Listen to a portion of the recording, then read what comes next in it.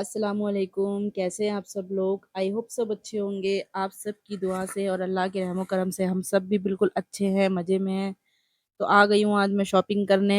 तो शॉपिंग मेरी काफ़ी दिन से अधूरी थी। ईद का टाइम नज़दीक आ रहा है और मुश्किल से एक ही दिन रह गया है ईद का, कि आज मैं आई हूँ। तो ये 29 रोज़े पे मैं आई थी शॉपिंग करने। तो यहाँ पे आप लोग देख सकते हैं कि मैं किस मार्केट में हूँ। तो यहाँ पे इतना ज़्यादा रश है, जबकि मैं रात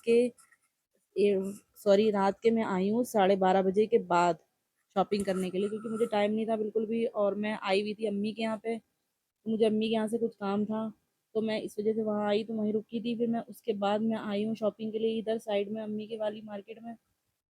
तो यहाँ पे देख सकते हैं आप लोग कितना ज़्यादा रश है और बिल्कुल भी घुसने की भी जगह नहीं है। जब थोड़े लोग निकल रहे हैं तो अंदर जाने का मौका मिल रहा है।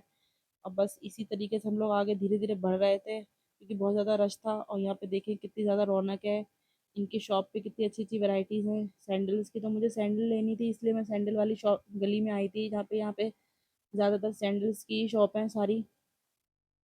तो मुझे अपने लिए लेनी थी ईद के लिए सैंडल्स या बैली, जो भी मुझे अच्छी लगती वो मैं लेती। मैंने दस्तरखान ले लिया, क्योंकि दस्तरखान भी मुझे लेना था।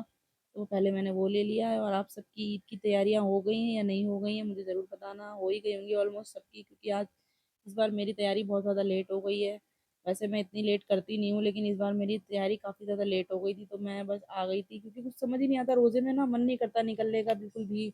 रोज़ा रख के बिल्कुल भी कुछ करने का, बाहर जाने का, आने का बिल्कुल भी दिल नहीं करता है। ऐसा लगता है कि बस रोज़ा रखो, नमाज़ पढ़ो, कलाम पाक पढ़ो, घर ही में बैठे रहो बस।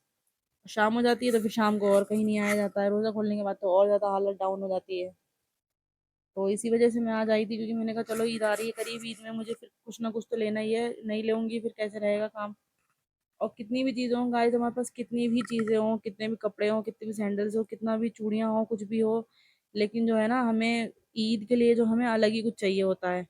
तो जब ईद आती है ना, तो ऐसा लगता है कि हर एक चीज़, कहते नहीं है, एक पिन भी, एक जरा जरा सा एक रुमाल भी नया होना चाहिए। क्योंकि अच्छा लगता है ईद में हर चीज़ नई नई पहनो, करो। क्योंकि हम पूरे साल तो फिर ज़रूरी नहीं कि हम पूरे साल कुछ खरीदें या ना खरीदें। कई लोग तो खरीदते हैं और कई लोग बेचारे जो हैं परेशान हैं या गरीब होते हैं, या उनके पास इतनी हैसियत नहीं होती है कि वो लोग कुछ खरीद सकें, तो वो लोग खरीद पाएँ या ना खरीद पाएँ। तो इसलिए वो लोग भी ईद में हर कोई सस्ता मद्दा महंगा और अच्छा बढ़ता, हर इंसान अपने हिसाब से अच्छा ही लेता है और अपने लिए अच्छा ही पसंद करता है। तो यहाँ पे एक बैली लगी हुई थी, ये इसमें शोकेस में, तो मुझे बहुत ज़्यादा पसंद आ रही थी। दूर से देखी मैंने जब, तो मैंने ये फ़ौरन से निकलवाई।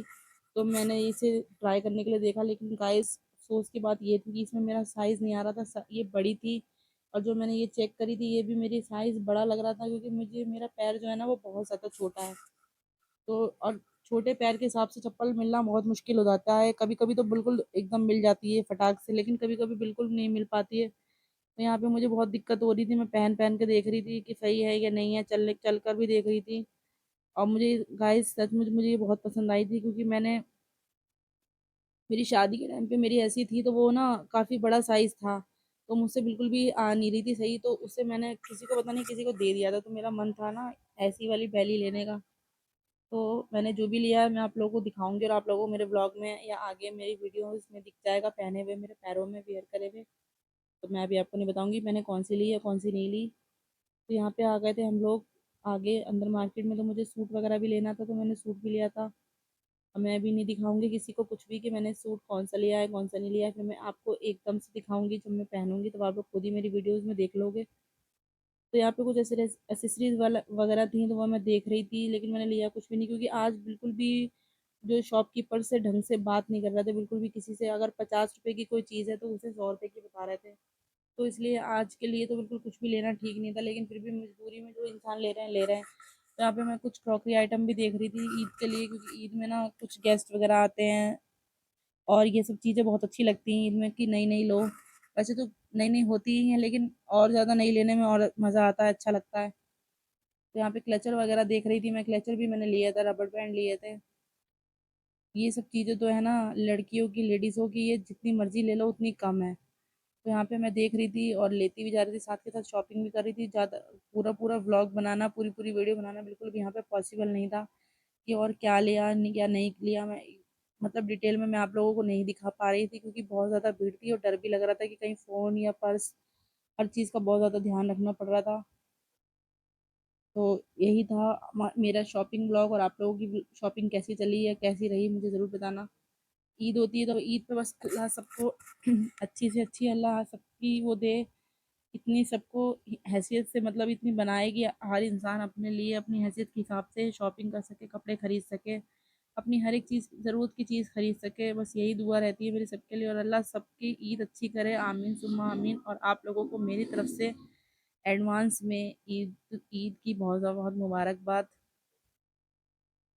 यहाँ पे बुरखे वाली शॉप पे मैं आई थी, मुझे बुरखा भी लेना था, एक अबाया अपने लिए लेना था, लेकिन मैंने नहीं लिया क्योंकि ना इस टाइम ये बिल्कुल भी ढंग से बात नहीं कर रहे थे। तो फिर फ़ायदा नहीं है ना कुछ भी बोलने का या लेने का, क्योंकि क्या फ़ायदा, ये लोग ले लेते हैं ना, फिर बाद में जब चीज़ इनके पास पैसे चले जाते हैं तो फिर ये पैसे एक्सचेंज नहीं होते हैं, पैसों के बदले फिर चीज़ ही हमें खरीदनी पड़ती है और पैसे नहीं मिलते हैं, इसलिए मैंने नहीं लिया।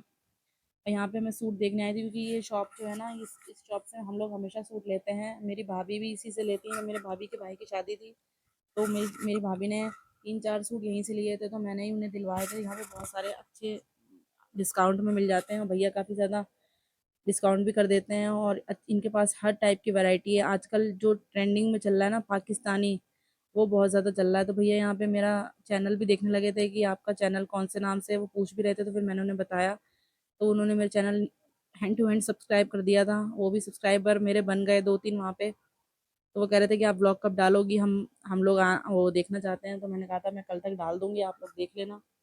तो यही होता है ना, जितने भी हमारे चाहने वाले होते हैं ना, व्यूअर्स होते हैं जो हमें देखते हैं दूर दूर से, तो वो कहीं ना कहीं मिल जाते हैं। तो ये देख लें आप, बिट्टू की शॉप की हालत क्या हो रही है इस टाइम पे, बिल्कुल ही बंद हो रही थी। लास्ट टाइम था यहाँ पे मेहंदी लग रही थी, इतनी मज़ेदार मेहंदी, मेहंदी देख के तो बिल्कुल दिल भर जाता। आप लोगों को मेरी वीडियो अच्छी लगी हो तो लाइक करना, शेयर करना, कमेंट करना। अल्लाह हाफिज़।